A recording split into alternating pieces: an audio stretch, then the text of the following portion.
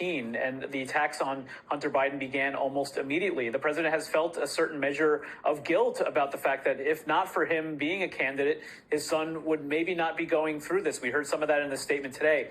But when Hunter ultimately was convicted, I was traveling with the First Lady just days after, and I asked her about the power that her husband had and whether she wanted to see him exercise it. Take a listen to what she said to me then. Now, your husband, the president, has said he wouldn't pardon your son. He wouldn't commute his sentence. That's correct. As a mother, though, you must want to see this burden lifted off your son. Do you wish you could do that? Well, Joe and I both respect the judicial system, and that's the bottom line. And I think that is the tone from whether it's the First Lady, the press secretary, the president himself is what I think is making it so hard for Democrats to defend this decision. This is not simply the president coming out and saying, after having held his cards close to his vest, that he made a decision out of love for his son. This was denial after denial after denial, as recently as just last week from the White House. That's right. And then this stunning reversal.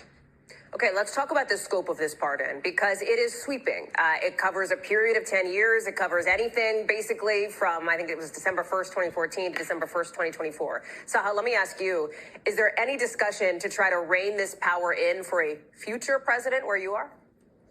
Some, not a whole lot. I mean, there is a feeling on Capitol Hill that the scope of the pardon power is too broad, that it does need to be overhauled to rein in abuse, to rein in conflicts of interest, to prevent maybe a future president from pardoning himself. And one lawmaker who made the case for that recently is Congressman Jerry Connolly, the Democrat from Virginia. Let's play what he said.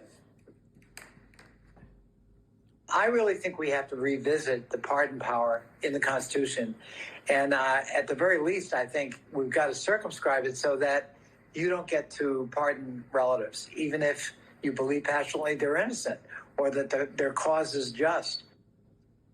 Now, as he just alluded to there, that would take a constitutional amendment, which is a very, very high bar to pass. There are some proposals floating around there in Congress. There have been for several years, but nothing that's ready for prime time. And of course, for the moment, Hallie, the only power that Congress has here is to investigate a president, to maybe impeach a president if they don't approve of the way he's using a pardon.